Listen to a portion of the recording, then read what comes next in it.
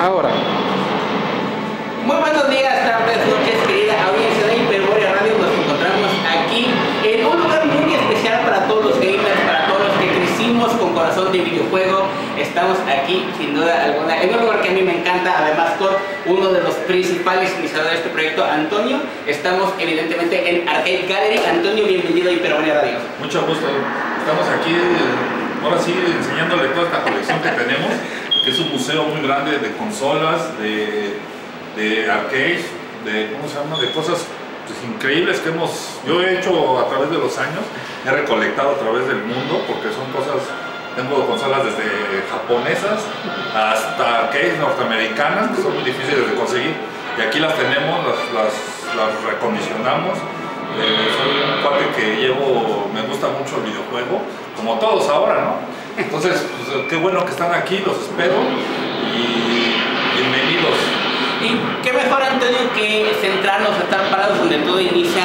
Para los que lo saben y los que no lo sepan, pues el mundo gamer, el mundo del videojuego, el mundo de las consolas va por cumplir a punto 70 años. Y qué mejor que estar junto al lado de la primera consola que hubo. Cuéntanos de esta consola, cómo llegas a ella, cómo la obtienes, pero sobre todo cómo funciona, porque lo explicaba fuera de cámara y está muy interesante.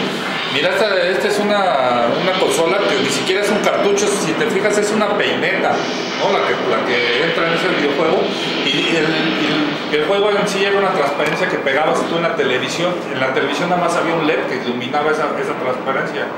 Es un juego muy raro, tenía cartas,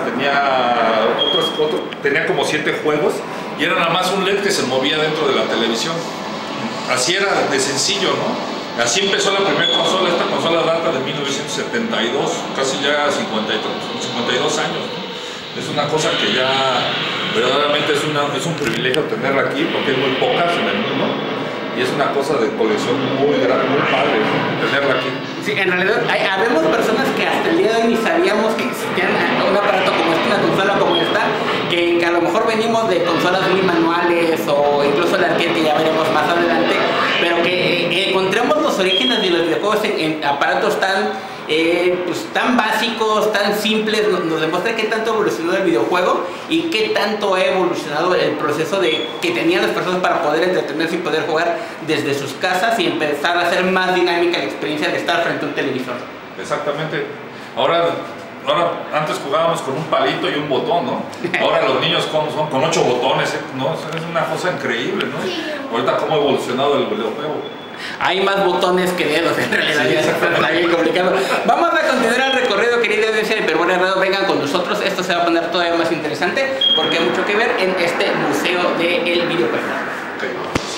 Adelante. Vamos a ponernos bien ochenteros con una televisión de esos años, evidentemente, pero sobre todo con un juego que además hoy en día es legendario, no por bueno, sino por todo lo contrario, pero hay una historia muy interesante detrás, y además seguimos viendo estas consolas que podemos encontrar aquí en el Museo del Videojuego.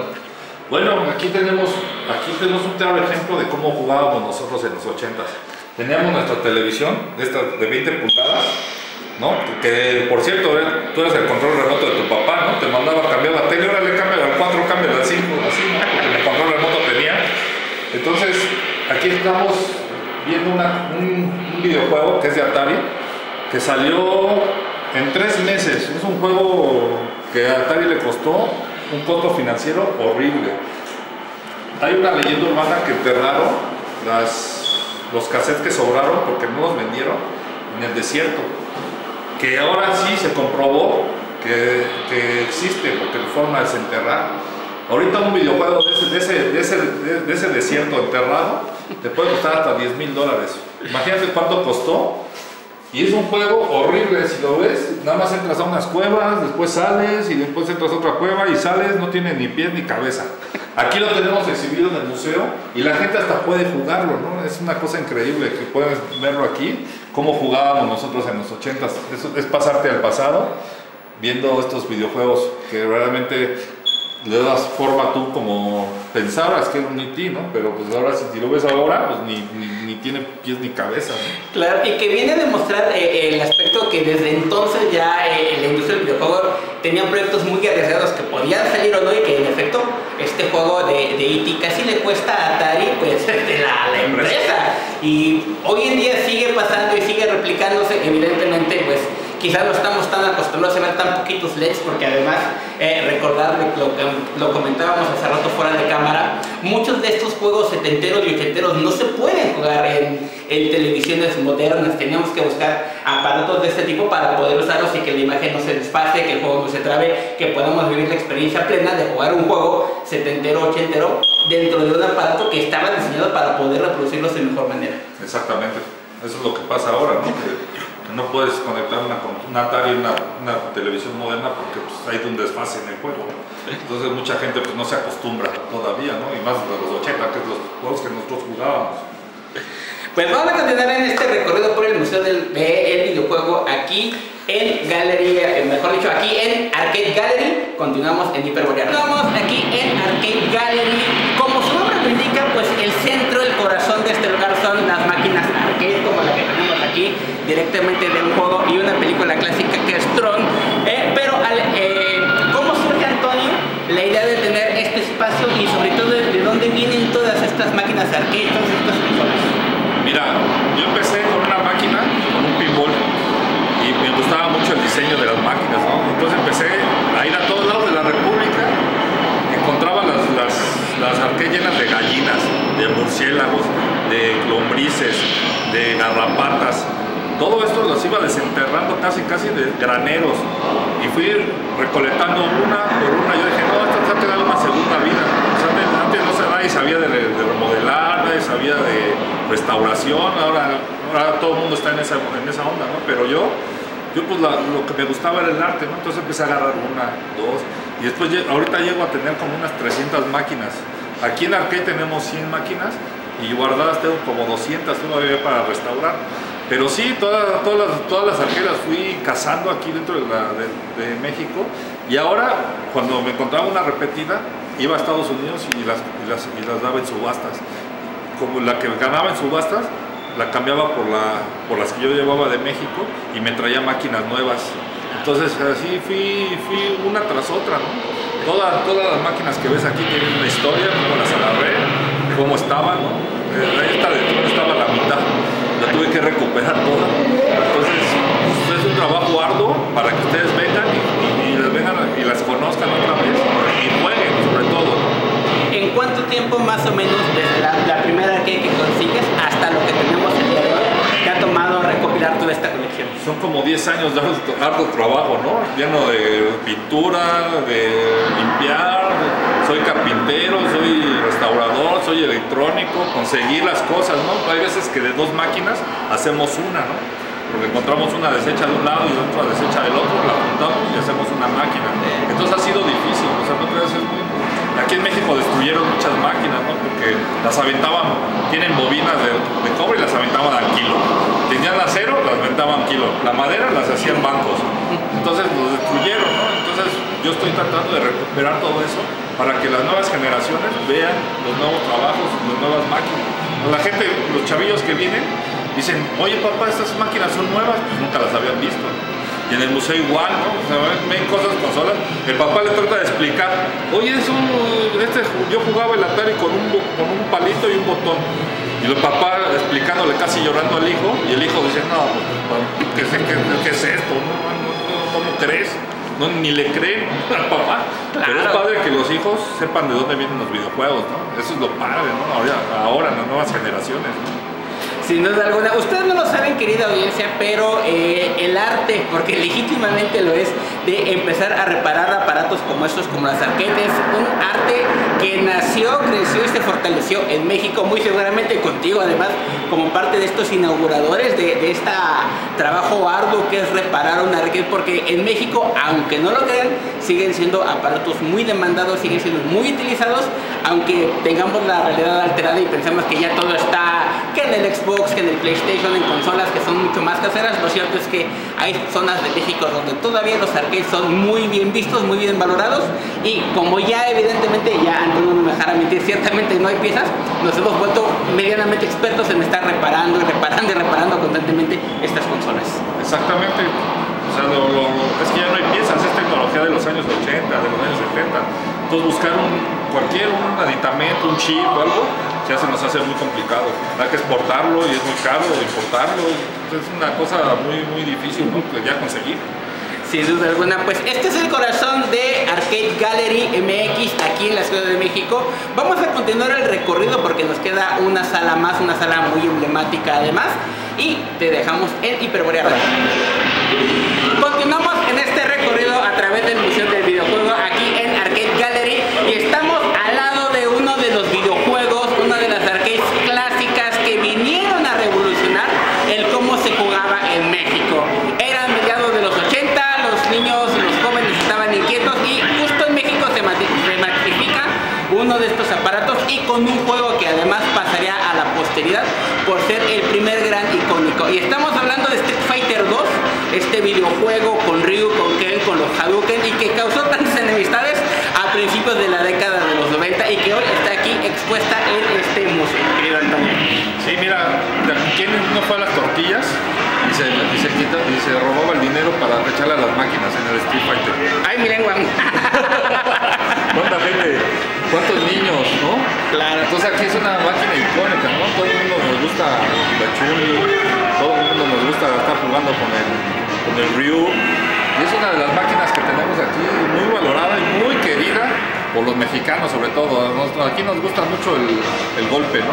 Sin duda alguna, y sobre todo son personas que se han vuelto icónicos al paso del tiempo, en todo el mundo evidentemente, pero en México hablar de Ryu, hablar de Ken, hablar de Chun-Li, de Blanca, de Bison, se han vuelto personajes icónicos de la cultura popular.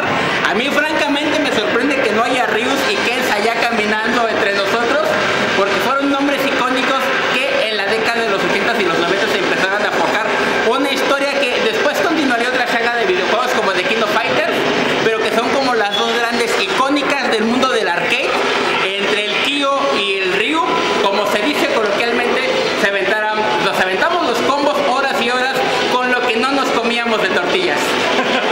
Exactamente. Pues, ahí debemos mucho al Street Fighter no haber engordado tanto. En efecto, los videojuegos cuidando nuestra salud, querida audiencia de Hiperborea Radio. Continuamos en el Museo del Videojuego MX aquí en Arcade Gallery. Vamos a continuar el recorrido. Vengan con nosotros, se está poniendo muy interesante el recorrido por el Museo del Videojuego aquí a unos pasos del Metro Refinería.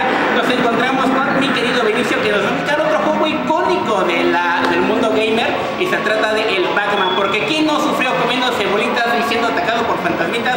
Querido Benicio, ¿qué tenemos aquí y por qué es tan icónico? Pac-Man, conocido por ser una bola amarilla, lanzado en 1980, se inspiró... Síguele, cortamos y divertimos. Bueno, la magia es simple. Le das play y ves un laberinto. Entonces, en ese laberinto te tienes que acabar con esto. Siendo perseguido por estos 4 fantasmas, aunque no me pregunten por qué soy de naranja. De hecho, el color magenta aquí no sirve. Pero mira, así es como se tiene que manejar. Te van persiguiendo. El rojo, o sea, Blinky, te persigue por todo el laberinto por tratar